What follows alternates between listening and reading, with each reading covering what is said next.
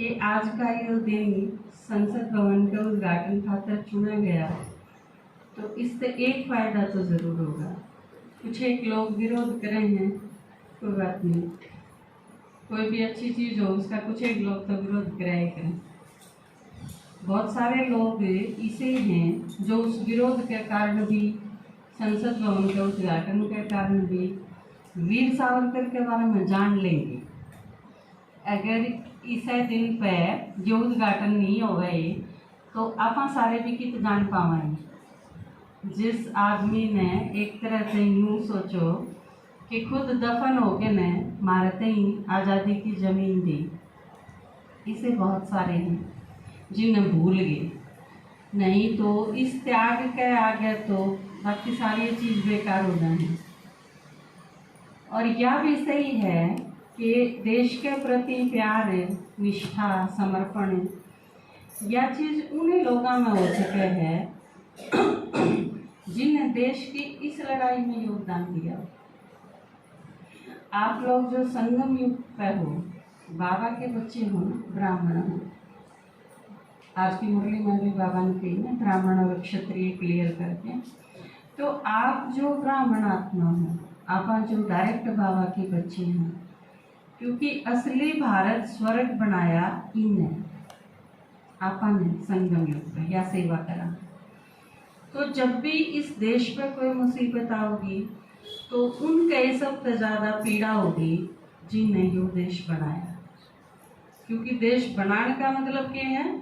जिन्हें स्वर्ग बनाने में योगदान दिया। मतलब जो संगम युग पर भगवान के बच्चे बने और जिनने विश्व कल्याण में परमात्मा का साथ दिया, वो वास्तव में आज़ादी की उस लड़ाई में भी होंगे ज़रूर। क्योंकि जो आए लास्ट में हैं उन्हें इतना प्यार नहीं होगा।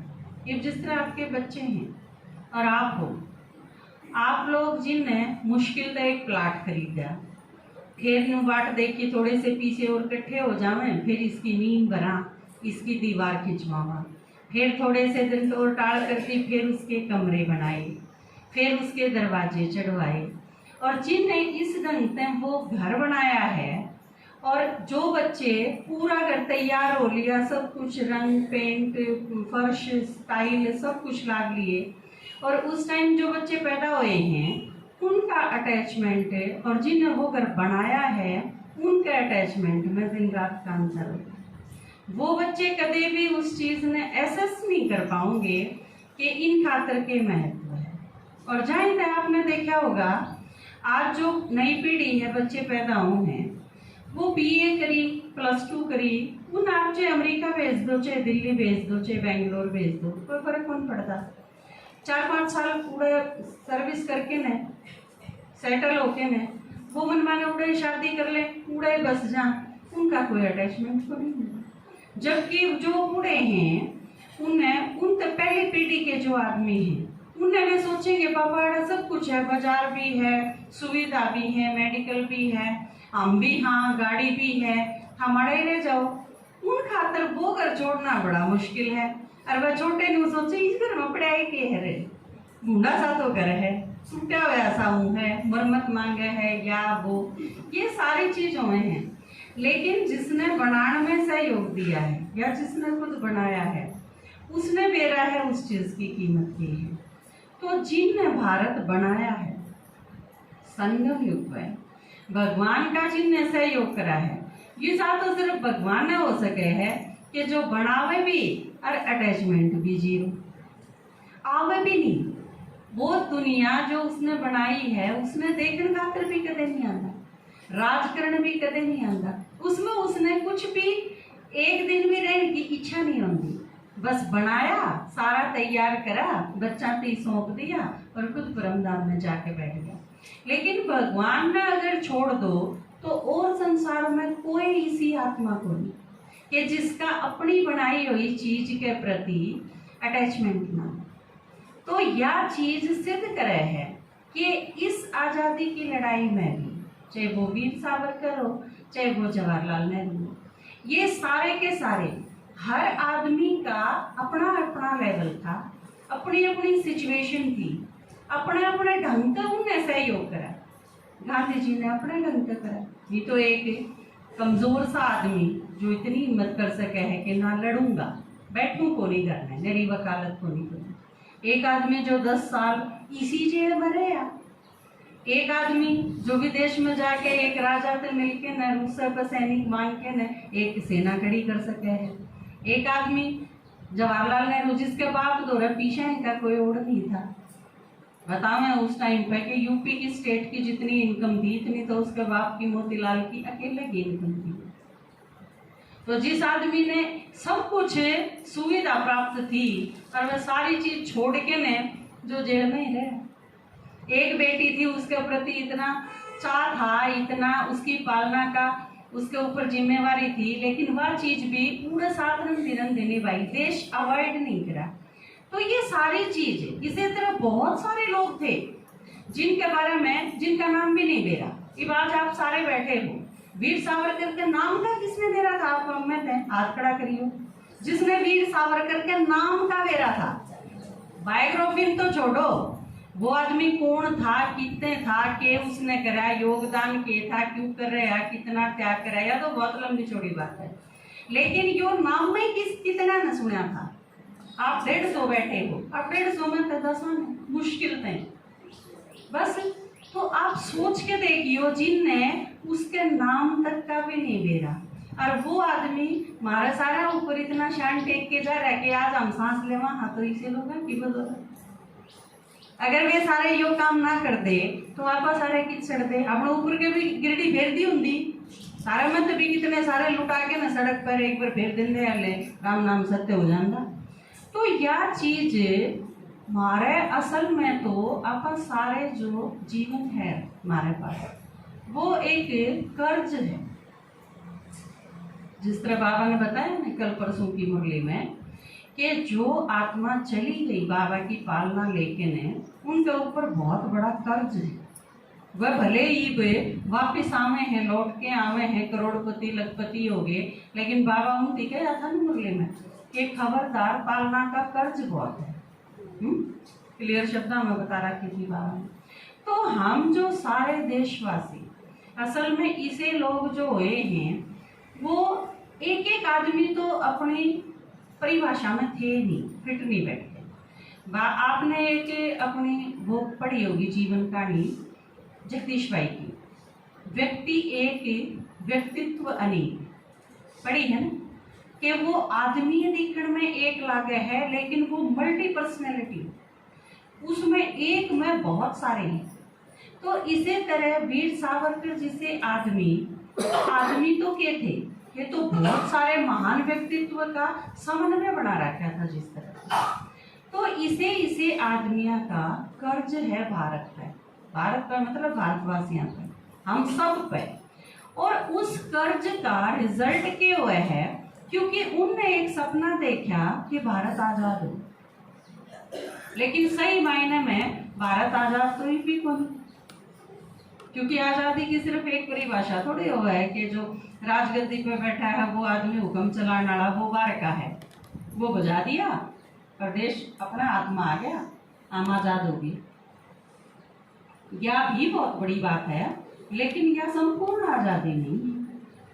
तो बाबा ने बताया कि उस ढंग से तो आजादी मिल गई, लेकिन एक और कसर रह गई। उस आजादी खातिर हम सारे प्रयास करें।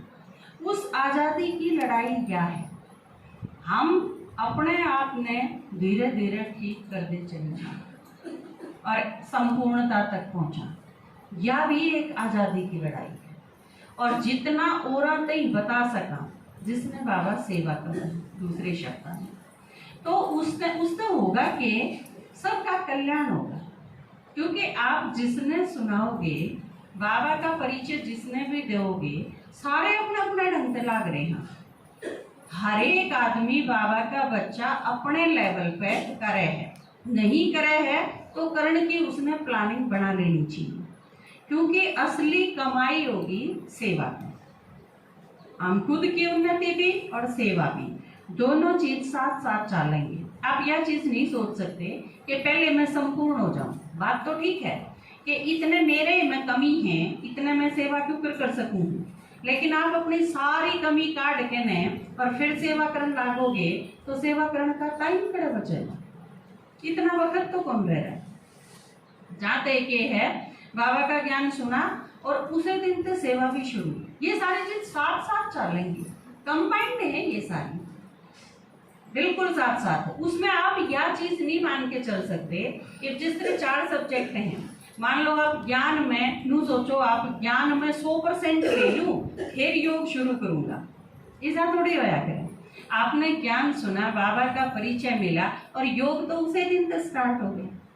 उसकी भी एक एक चीज रेगुलर बाबा मुरलिया में बताता रहा है कि किस ढंग से आदत नहीं पड़ जानी चाहिए किसी भी चीज की। विषा में कोई नहीं बैठा है तो योग नहीं लागे, कोई मेरा योग लुआओ, योग कोई ऐसी चीज थोड़ी न है। तो आप इस चीज ने बिल्कुल सिंपल तरीके से, जितना इजीएस्ट का वह है बाबा उसने बनाओ, और उसने इतना के उसने योग भी नहीं कहो, योग भी एक भरा भरा शब्द हो जाए है, इस अगले नू लागे जरूर बिरन के भरा काम करना पड़ेगा। लेकिन याद बड़ी सिंपल सी चीज है। तो बाबा सारी चीज, ज्ञान भी, योग भी, धारणा भी, सेवा भी बहुत सरल तरीके हैं। ये सारी चीजें साथ साथ चलेंगी, क्योंकि हम बिल्कुल संपूर्ण हो जाएंगे फिर तो शरीर छोड़ के जाते ही रहेंगे, आगे कुछ नहीं करना। बाबा ने बताया ना कि या अवस्था आया पाछे तो या दुनिया ही छोड़ के जानी पड़ेगी। तो इस दुनिया में इतने शरीर ठीक काम करे है, बुद्धि ठीक काम करे है, तो ये सारी की सारी चीज हमने बिल्कुल साथ साथ करनी। तो आज के दिन जो उनके बारे में सुनने मिला, या इसे और भी हैं जिनके बारे में टाइम पे मैं सोचूँ आप सारा ने जो फायदा मिलता रहेगा और आप सुनते रहेंगे तो और सुना पास। देखो यह चीज बिल्कुल सही सिद्ध करे है। ये वीर सावरकर का नाम भी जिसने सुन रखा था, लेकिन उनके बारे में पता नहीं था इतना, तो वो उनके प्रति सम्मान और श्रद्धा क्यों कर रख सके थे? हो सके थी कि काल आपके भीतर थी वीर सावरकर के प्रति इतनी श्रद्धा, इतना सम्मान, इतना रिगार्ड, या इतनी उनके प्रति ये इतनी फीलिंग्स, इसका आधार क्या है? ज्ञान। हमने उनके बारे में ज्ञान होया तो ये चीज पैदा हुई। बिल्कुल सेम इसी तरह बाबा के कहे है, भगवान तो लोग करे हैं लेकिन जानते को नहीं, और जब तक उसके बारे में जानेंगे नहीं तो वह चीज जो होनी चाहिए वो रिगार्ड के ऊपर पैदा होगा, हो ही नहीं सकता नहीं। जिस तरह मारा नहीं हो सके था इनके प्रति, तो इसी तरह भगवान ने भी सिर्फ नाम रटे हैं लेकिन उसके बारे में पता कुछ नहीं कि भगवान के प्रति श्रद्धा किसके प्रति रखें जब तक बेरा ही नहीं। हनुमान के प्रति हो, राम के प्रति हो, कृष्ण के प्रति हो, काली के प्रति हो, वैष्णव के प्रति, किसके प्रति हो भाई? और क्यों हो? जब तक क्यों नहीं बेरा हो इसने क्या करा था, इतना तो हो नहीं सकती बात चीज। तो हमने असलियत में लोग यह चीज तो कहते हैं कि हम भी उसे नहीं याद करा, भाई याद करो, बेरा तो है नहीं, तो फिर याद क्या करोगे उसके बारे में? हमने रियल अगर असली श्रद्धा पैदा करनी है तो वह ज्ञान युक्त होगी। जब तक किसी ने बाबा के बारे में, परमात्मा के बारे में सही नॉलेज नहीं है, वो परमात्मा की सही दिल ते वो उसने पूजा कह लो, आराधना कह लो, भक्ति कह लो, किम्मे कह लो, वह असली को नहीं हो सकती जब तक नहीं बेरा। तो वह चीज असलियत में हो उस खातर हमने ज्ञान सुनाना पड़ेगा। और इसमें दिक्कत क्या है, इस चीज का हमने बेरा है कि इनकी असली को नहीं, उनमें कौन बेरा या असली को नहीं। वह लोग सोचे हमारे लिए असली है, हम जो तो हमारे क्या वहाँ असली तो वह है, ये तो दो मारना छोड़ गई, उनकी नजर में हम नास्तिक हाँ। तो यह चीज बड़े धैर्य थे हमारे समझ में आ रही है कि इनके गड़बड़ है, लेकिन वह लोग सोचे हैं गड़बड़ इनके है। तो यह बड़ी बहुत सारी शक्तियां की जरूरत पड़ेगी, जिस तरह आज बाबा ने कही ना कि सारी शक्ति हैं आपके पास, लेकिन शक्ति होने का मतलब ये है कि वो काम में आए। जिस टाइम आपने जिस शक्ति की जरूरत है उस टाइम वह काम में आवे तो ये सर्वशक्तिमान का आगे। आपने जरूरत किसी चीज की है, आई दूसरी तो भी पार को नहीं पड़ा। आपने आग लानी है और आपने बारिश करा नाला चला दिया शस्त्र, तो फिर क्यों फिर काम चलेगा। तो सारी शक्ति न्यू है, आपने बेरा है ना सारी शक्तियां का, सारिया का बेरा है, काठा का बेरा है, शक्ति 8 है कणी है, हैं? जोनू के 8 है वो हाथ उठाइयो, जोनू को है 8 शक्ति है वह हाथ उठाइयो। आप कोई नहीं मानते 8 शक्ति है, जोनू के हैं 4 है वह हाथ उठाइयो। अरे फिर सैक है 4 भी नहीं, 8 भी नहीं, कणी भी नहीं, और कितनी है 8 है, 8 तो है माता जी के 8 तो हैं और भी गणी है।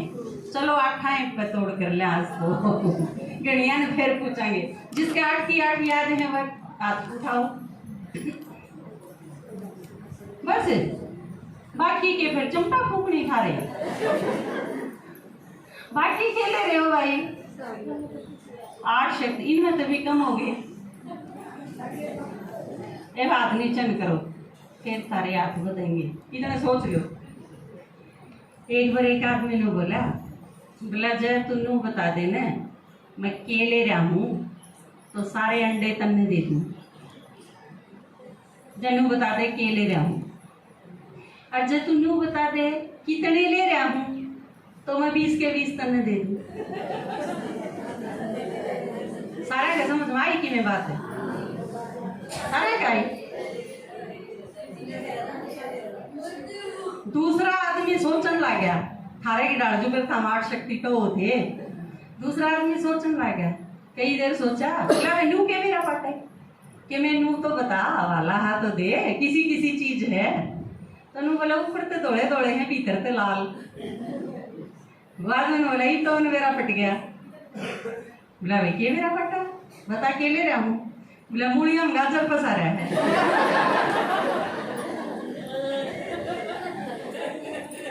तो हम के ले रहे हो मूलियम गाजर।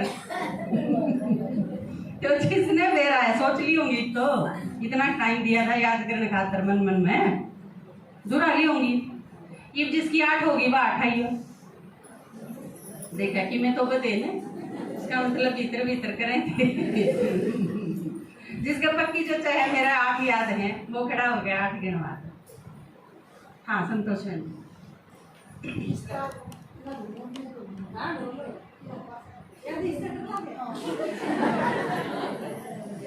विस्तार को संकीर्ण करने की शक्ति। एक मिनट गिनते जाइयो भाई, हम सारे गिनती करते जाइयो, गड़बड़ करें तो बता दियो।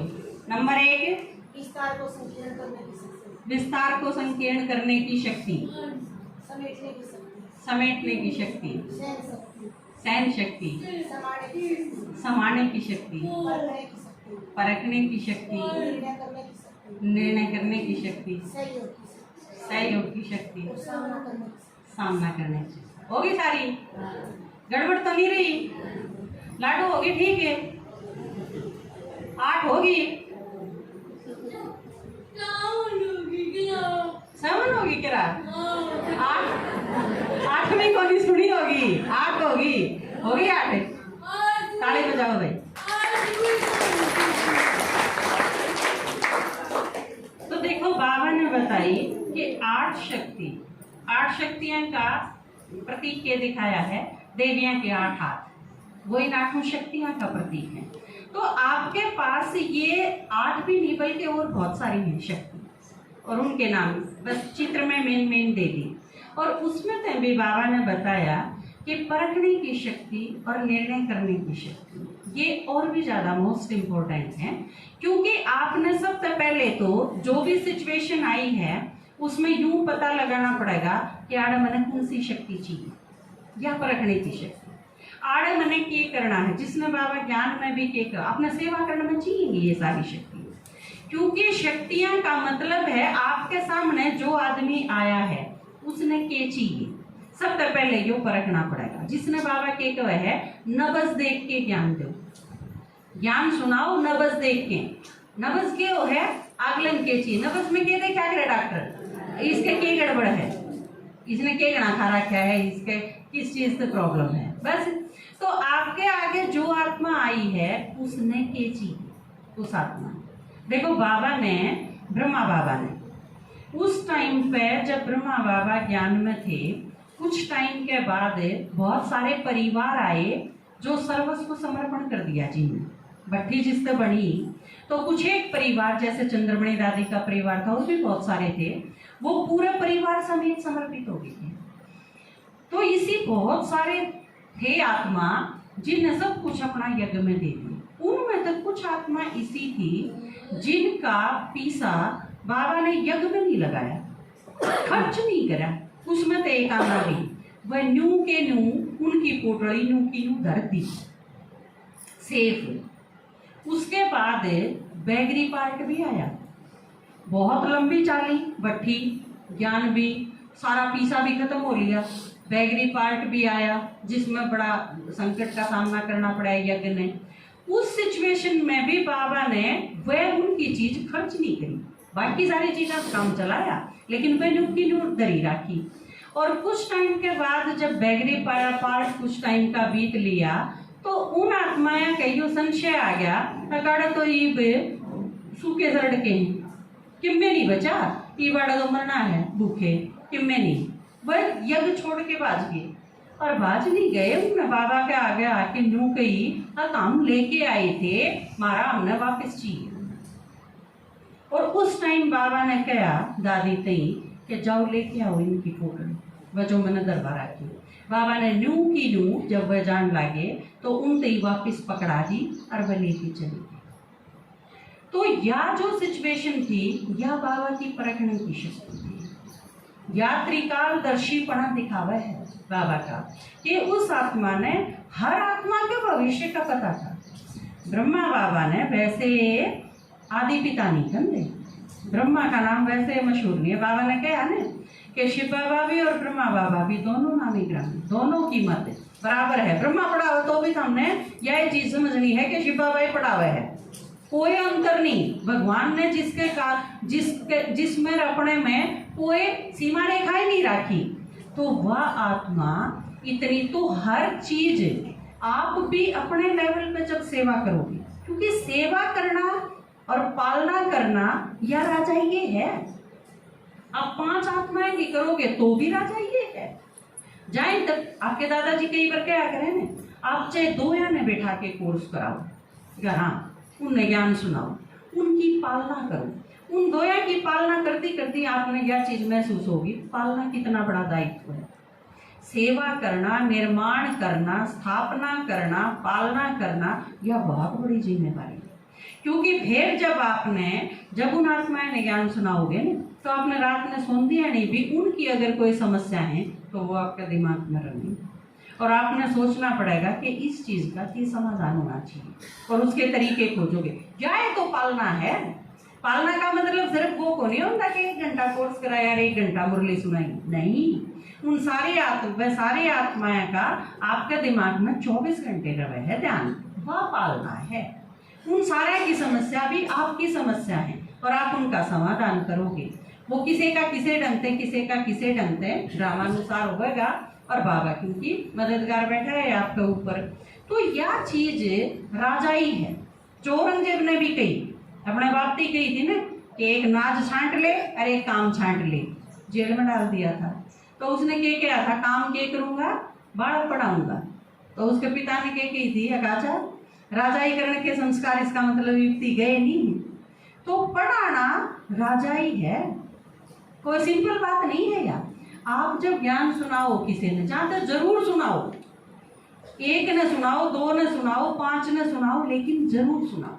क्योंकि बाबा की कह है, मेरा हर बच्चा राजा बच्चा है।